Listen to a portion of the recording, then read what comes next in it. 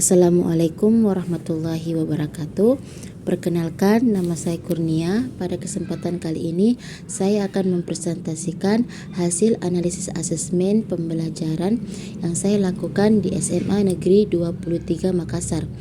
Tugas ini merupakan bagian dari topik 3, demonstrasi, kontekstual, pemahaman peserta didik, dan pembelajaran. Adapun informasi umum terkait asesmen kelas yang saya analisis, yakni mata pelajaran yang saya ambil adalah bahasa Indonesia, kemudian kelas atau fase yaitu kelas 12 MIPA 3 fase E. Kemudian capaian pembelajarannya itu menganalisis struktur pada kaidah kebahasaan teks editorial. Kemudian tujuan pembelajarannya, siswa diharapkan mampu untuk menganalisis struktur dan kaidah kebahasaan teks editorial.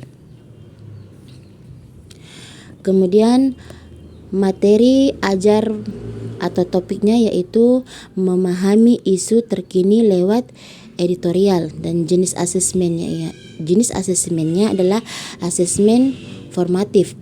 Bentuk asesmennya adalah tes tertulis berupa lembar kerja peserta didik atau LKPD. Adapun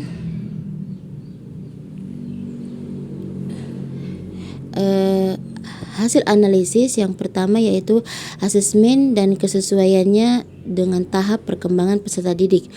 Bagian asesmen yang menunjukkan kesesuaian dengan tahap perkembangan peserta didik adalah pada saat proses pemberian asesmen dalam bentuk tes tertulis. Asesmen yang dibuat sesuai dengan tahap perkembangan peserta didik pada usia 15 sampai 17. Anak sudah mampu berpikir secara abstrak, mereka juga sudah mampu untuk menarik kesimpulan dan informasi yang tersedia. Peserta didik pada fase E sudah mampu untuk mengidentifikasi sebuah bacaan secara baik.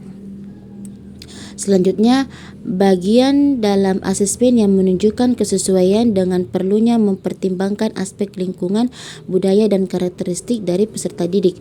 Bagian asesmen yang menunjukkan kesesuaian dengan lingkungan, budaya, dan karakteristik peserta didik terlihat dari pemilihan teks yang dianalisis, di mana teks tersebut membahas terkait isu-isu yang terjadi di Indonesia. Kemudian bagian mana dalam asesmen tersebut yang menunjukkan kesesuaian dengan kemampuan dari peserta didik. Asesmen yang diberikan sudah sesuai dengan kemampuan dari peserta didik, di mana LKPD yang diberikan guru menuntut siswa untuk mampu mengidentifikasi kaidah dan struktur dari teks editorial yang harus disertakan dengan alasan-alasan dari peserta didik terkait jawaban yang diberikan. Dan di akhir pembelajaran, guru bersama peserta didik membahas bersama-sama terkait jawaban dari LKPD, sehingga peserta didik mendapatkan pemahaman yang lebih lagi terkait dengan pembelajaran pada hari itu.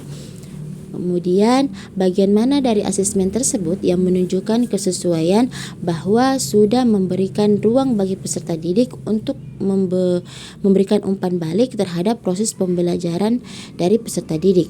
Bagian dari asesmen yang menunjukkan adanya umpan balik terhadap proses pembelajaran terdapat pada asesmen formatif, yakni dalam bentuk LKPD, di mana guru memberikan LKPD untuk setiap peserta didik yang akan dijadikan sebagai acuan terhadap pemahaman peserta didik terkait dengan tujuan pembelajaran yang akan dicapai pada pembelajaran tersebut. Kemudian, jika Anda menjadi guru di kelas tersebut, hal apa yang ingin Anda tingkatkan untuk lebih memaksimalkan efektivitas asesmen dengan mempertimbangkan tahap perkembangan dari peserta didik? Jika saya menjadi guru pada kelas tersebut, untuk memaksimalkan efektivitas dari asesmen di akhir pembelajaran sebelumnya, saya akan menginformasikan kepada peserta didik terkait materi di pertemuan selanjutnya, sehingga di awal sebelum pembelajaran dimulai, saya akan memberikan pertanyaan tentang pemahaman awal peserta didik terkait apa yang mereka ketahui dari materi yang akan dibahas pada pertemuan hari ini.